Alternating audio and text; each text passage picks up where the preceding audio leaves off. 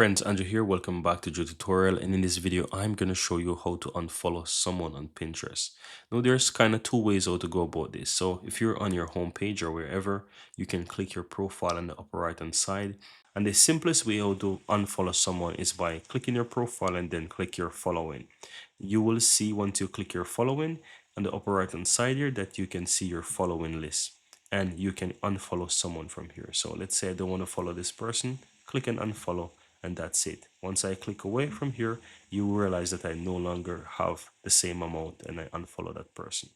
Alternatively, if you're currently following someone, let me go ahead and find someone who I can follow. So let me just open up this profile. Just click the profile here in the lower left hand side. I'm going to follow this person.